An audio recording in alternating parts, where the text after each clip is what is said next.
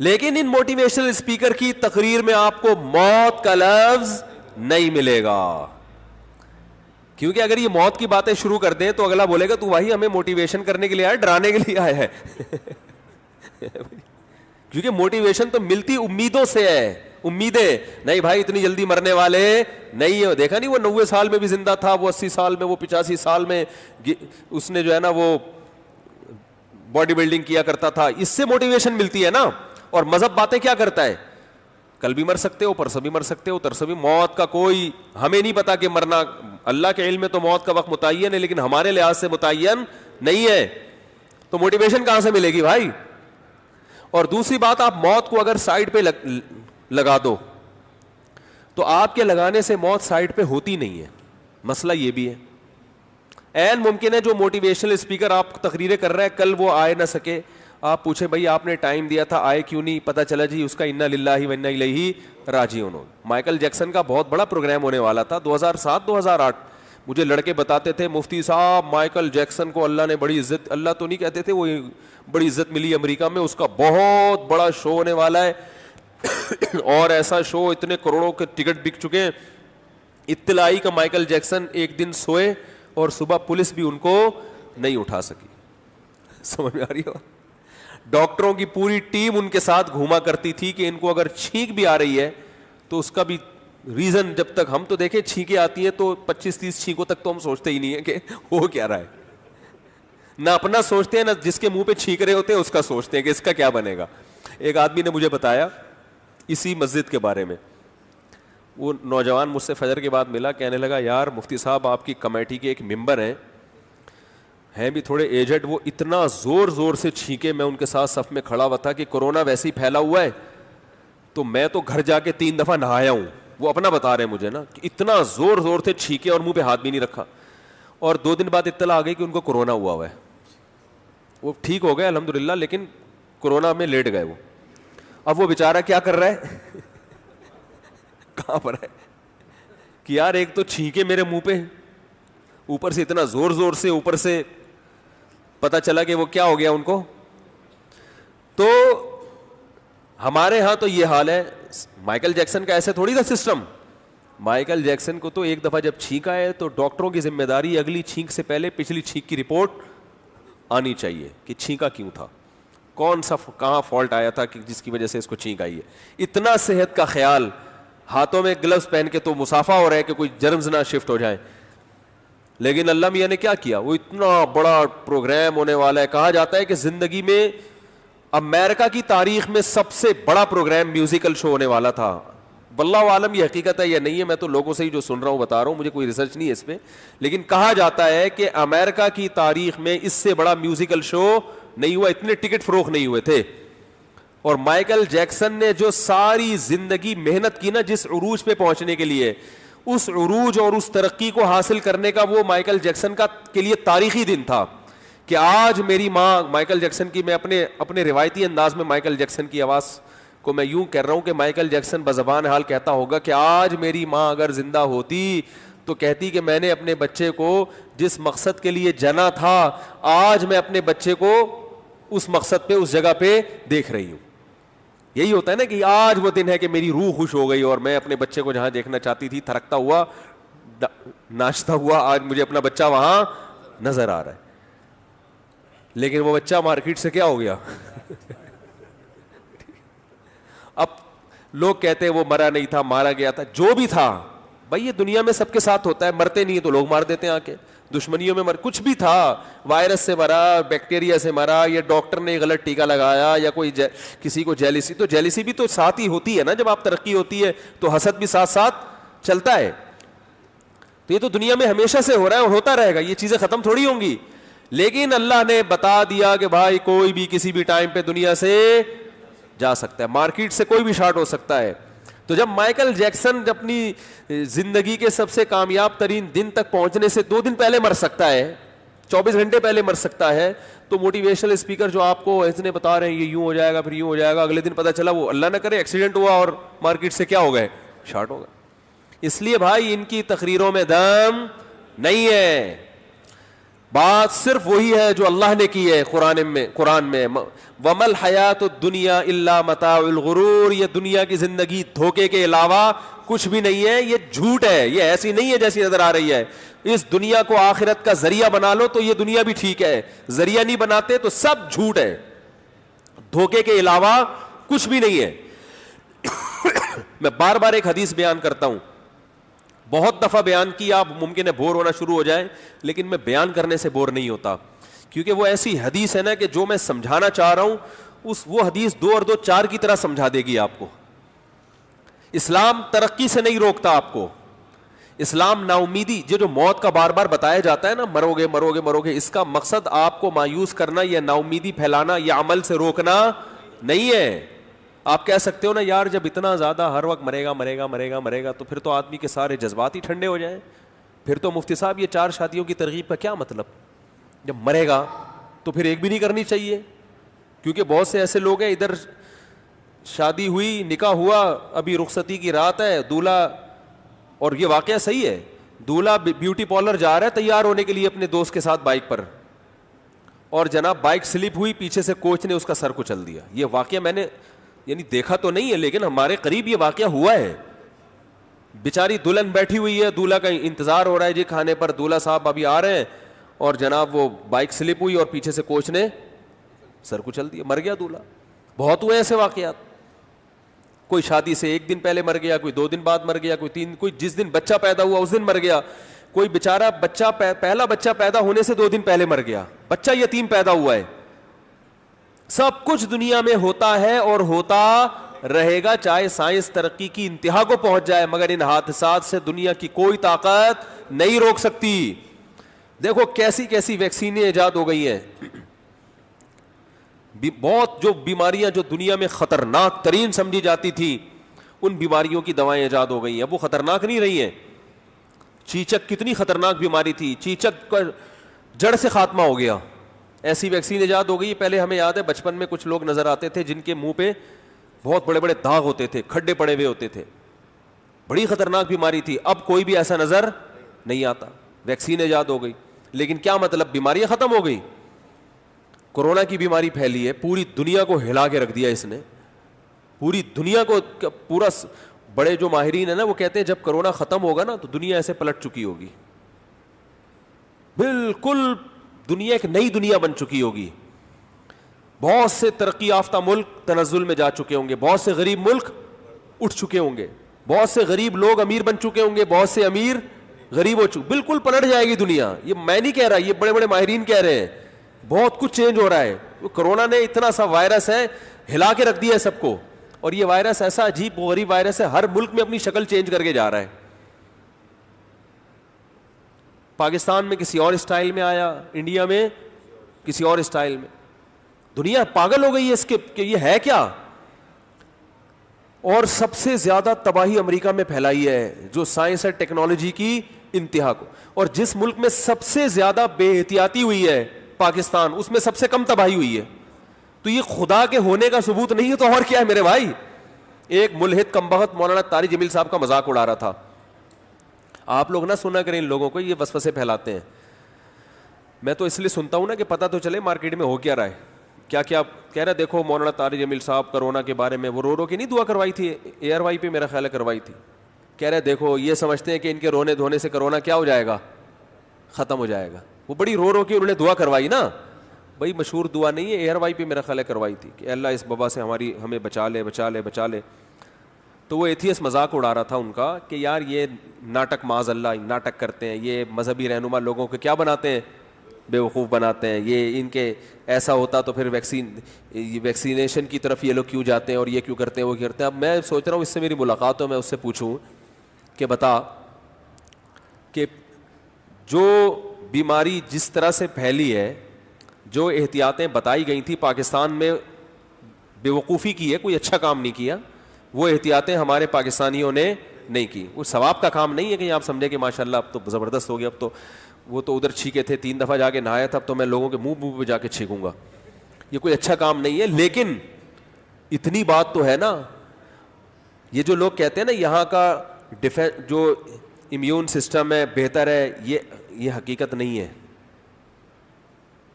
یہاں کا جو یہ تو انڈیا اور پاکستانی کیا ہے, ایک جیسے ہیں. انڈیا میں جو معذرت کے ساتھ یہاں بھی بہت گندگی ہے, لیکن وہاں بھی کوئی گندگی کم نہیں ہے. گٹر ابل رہے ہیں, دھل رہے ہیں بارشوں میں, سب کچھ جو یعنی ہمارے کلچر میں اور انڈیا کے کلچر میں کوئی زیادہ فرق نہیں ہے. لیکن انڈیا میں بہت تباہی پھیل چکی ہے, ہمارے ہاں وہ تباہی الحمدللہ نہیں ہے.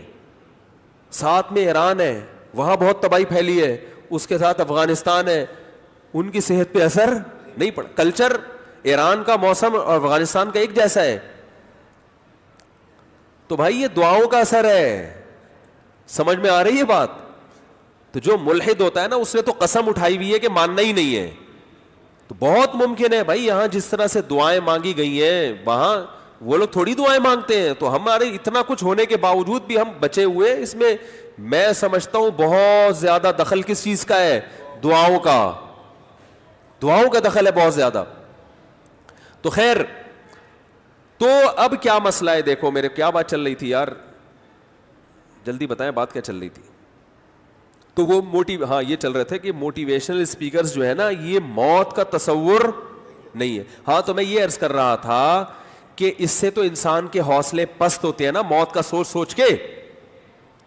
ارے موت کا سوچ سوچ کے حوصلے پست ہوں گے نا, یار یہ کیا ہے یار, یہ تو کل بھی مر سکتا ہوں, آج بھی مر سکتا ہوں. پھر تو 4 شادیاں کیا انسان ایک بھی نہ کرے. جیسے میں نے جب دوسری شادی کی نا, تیسری کی سوری, تو وہاں یہاں ایک بوڑھے میاں کو پتہ چلا میرے گھر کے باہر گاڑیاں کھڑی ہوئی تھیں. میرے پہلے بھی بچے ماشاءاللہ کھیلتے رہتے تھے باہر, وہ بھی تعداد میں تھوڑے سے دوسروں سے زیادہ تھے. تو وہ دیکھتے تھے مولوی صاحب کے ماشاءاللہ اتنے سارے بچے. تو جب میرے گھر کے باہر گاڑیاں واڑیاں آئیں, وہ لڑکی والے آئے, تو وہ ایک بوڑھے میاں یہاں آئے. انہوں نے پوچھا یہ کیا ہو رہا ہے, مفتی صاحب کے گھر کے باہر اتنا رش کیوں ہے؟ تو کہا مفتی صاحب نے شادی کی ہے. تو ایسے غصے میں کانپنے لگے. میں بھی ان کی پوری ایکٹنگ نہیں کر سکتا. ایسے کانپتے ہوئے کہنے لگے, ممبر پہ بیٹھ کے کہتے ہیں دنیا مسافر خانہ ہے, اور حرکتیں دیکھو ان کی. ممبر پہ بیٹھ کے کہتے ہیں مرنا ہے, موت کبھی بھی مر سکتے ہیں, کوئی متعین وقت نہیں ہے, ہمیں کچھ نہیں پتا, کسی بھی وقت دنیا سے جا سکتے ہو, آج نہیں تو کل, کل نہیں تو پرسوں, ہر وقت موت کے لیے تیار رہو. اور حرکتیں دیکھو, 2 پہلے سے اور اب ایک اور ہے بھائی. حرکتیں دیکھو ان کی کیا ہیں, سمجھ میں آ رہی ہے بات؟ تو اپنے لحاظ سے بالکل ٹھیک کہہ رہے تھے بھائی. جب یہ مسافر خانہ ہے, آج نہیں تو کل مر سکتے ہو, کل نہیں تو پرسوں, تو ایک شادی کی بھی کیا ضرورت ہے بھائی؟ کیا خیال ہے بھائی؟ کل بھی پھر گاڑی خریدنے کی کیا ضرورت ہے؟ پھر جاب کرنے کی کیا ضرورت ہے؟ پھر جو ہم آپ کو کہتے ہیں پلاننگ کرو, بزنس کرو, بزنس میں اللہ نے پیسہ, میرے تو پورے بیانات ہوتے ہیں نا اس پہ. بھائی جاب کو چھوڑو, بزنس پہ آؤ. مسلمان کا اصل کام نوکری نہیں ہے. نوکری کا تو لفظ کتنا غلط ہے یار, نوکر سے نکلا ہے نوکری ہے بھائی. تو جاب کرو یار, سوری جاب کو چھوڑو, بزنس. ہاں جاب ایسے ادارے میں کرو کہ جس ادارے کا کوئی بڑا ویژن ہو, وہاں جاب کرنا ٹھیک ہے. جیسے کوئی کسی مدرسے میں استاذ ہے, جاب کر رہا ہے نا, کیونکہ مدرسے کا ایک بڑا ویژن ہے. یا اسکول میں ٹیچر ہے, وہ ٹھیک ہے کیونکہ اسکول کا ایک بڑا ویژن ہے. اس طرح فوج میں کوئی جاب کر رہا ہے, وہ ٹھیک ہے کیونکہ ایک بڑا ویژن ہے, ملک کا ڈیفنس, جہاد کرنا. ایسے اداروں میں جاب تو ٹھیک ہے. کیا بارش ہو رہی ہے؟ ایسے اداروں میں جاب تو ٹھیک ہے. آپ ایک کولڈ ڈرنک کی کمپنی میں جاب کر رہے ہو, اس کا کیا ویژن ہے بھائی؟ کیا ہو گیا بھائی؟ اس کا ویژن ہے لوگوں کو ٹھنڈی بوتلیں پلانا. اس میں کیا ہے یار, یہ کون سا کام ہے؟ اس میں جو آپ جاب کر رہے ہو, اس کا مطلب آپ مکمل نوکر ہو, نوکری کر رہے ہو آپ. آپ کی نوکری سے فائدہ کون اٹھا رہا ہے؟ کمپنی کا اونر. وہ گھر بیٹھے کروڑ پتی بن رہا ہے, محنت ساری آپ کی ہے. تو بھائی آپ کیوں نہیں کر لیتے یار؟ تو ایسے اداروں میں جاب کرنا جائز ہے بھائی, چھوڑ نہیں دینا بلا وجہ روڈ پہ آ کے گھر والوں کے تانے سننے کو ملیں گے, جائز وہ بھی ہے. لیکن جائز ہر جائز کام کرنے کا تھوڑی ہوتا ہے بھائی. اللہ نے ایک زندگی دی ہے, یاد رکھو دوبارہ زندگی نہیں ملے گی. کچھ کر کے جاؤ, سمجھ رہے ہو, کچھ کر کے جاؤ, کچھ بڑا کام کر کے جاؤ. قیامت میں اللہ کہے گا کہ ہاں بھائی اس نے ایسے ادارے میں جاب کی ہے کہ وہ ادارہ اس ادارے کے ویژن کا حصہ بنا, اور اس ادارے سے جتنی اللہ نے خدمات لی تو آپ کا اس میں کیا ہوگا؟ حصہ ہوگا. اور آپ جناب ایک گٹکے کی دکان پہ جاب کر رہے ہو بیٹھ کے, یا آئس کریم کی دکان پہ جاب کر رہے ہو, جائز ہے, وہ منع نہیں ہے, لیکن آئس کریم کھلانا کوئی انسانیت کی بڑی خدمت تھوڑی ہے, انٹرٹینمنٹ ہے نا. ارے لسی پلا دو پھر بھی ٹھیک ہے یار, کچھ پروٹین ملتے ہیں, کچھ آئس کریم میں کیا ہے سوائے کولیسٹرول کے. تو جاب بھی اگر کرنی ہے تو کسی ایسے ادارے میں جو ادارہ انسانیت کی بڑی خدمت کر رہا ہو, اور پھر اس میں بھی یہ دیکھو کہ ان کی نیت بھی خدمت کی ہے یا نہیں ہے, پھر ٹھیک ہے. ورنہ اصل اسلام کیا کہتا ہے؟ بزنس, کاروبار. صحابہ سارے کاروبار کیا کرتے تھے, بزنس کیا کرتے تھے. تو اب میں بھی لوگوں کو ترغیب دیتا ہوں, بھائی بزنس میں پیسہ ہے, بزنس کرو. میں دنیا میں جہاں بھی جا رہا ہوں نا, میں نے کامیاب دیکھا ہے بزنس مین کو, تاجروں کو کامیاب دیکھا ہے.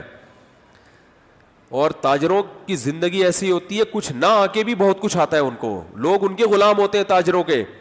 ارے مجھے ایک بات بتاؤ, یہ جو سوزوکی کمپنی کے بڑے بڑے سائنسدان, یہ ٹویوٹا کمپنی ہے نا جاپان کی سب سے زیادہ جس کی گاڑیاں سیل ہوتی ہیں, اس کے جو بڑے بڑے سائنسدان ہیں, جو میکینک ہیں, جو گاڑیاں بناتے ہیں, ان کا علم زیادہ ہے نا. کیا خیال ہے, کماتا کون ہے؟ کماتے کمپنی کے مالکان ہیں, جو ممکن ہے ABCD بھی نہ جانتے ہو. انہوں نے اتنے بڑے بڑے سائنٹسٹ کو اپنے ہاں ملازم رکھا ہوا ہے. تو پتہ چلا بزنس کرنے والا وہ اس سائنسدان سے بولو نا آگے نکل گیا.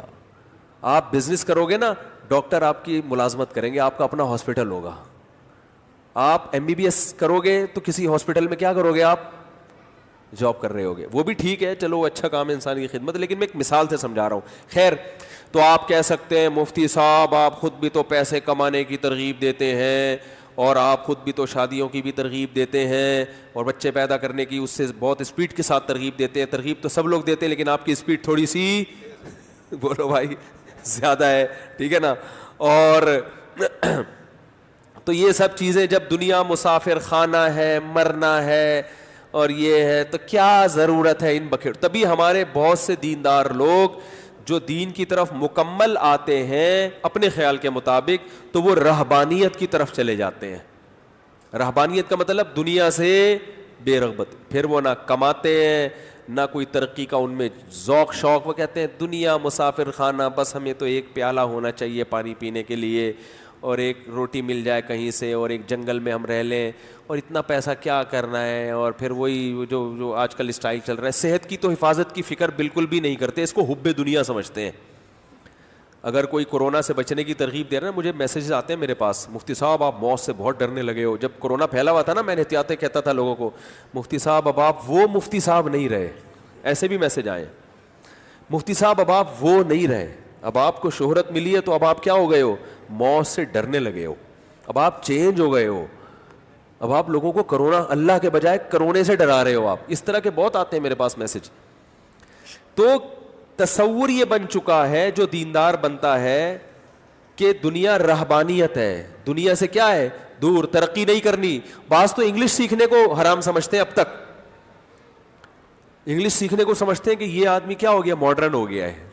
ارے گراؤنڈ ریئلٹی ہے بھائی, آپ کے سیکھنے نہ سیکھنے سے کچھ نہیں. بین الاقوامی زبان کیا بن چکی ہے, آپ دنیا میں کہیں بھی جاؤ گے انگلش کے بغیر آپ کا گزارا نہیں ہے. تو اب آپ نہ سیکھ کے خود پیچھے رہ جاؤ گے, دنیا کو کوئی نقصان نہیں ہوگا اس سے, آپ پیچھے رہ جاؤ گے. آپ اپنی اولاد نہیں پوچھے گی آپ کو تھوڑے دنوں میں, وہ کہے گی ابا نے ہمیں کچھ سکھایا ہی نہیں, بس یہ سکھائیے دنیا مسافر خانہ ہے, مسافر خانہ, مسافر خانہ. تو اب سوال یہ پیدا ہوتا ہے کہ موٹیویشن بھی ملے, ترقی بھی ہو, لیکن دنیا کو ہم مسافر خانہ بھی سمجھیں. تو اس کا صرف ایک طریقہ ہے جو اسلام کے علاوہ کسی کے باپ کے پاس اس کا جواب بولو بھائی نہیں ہے.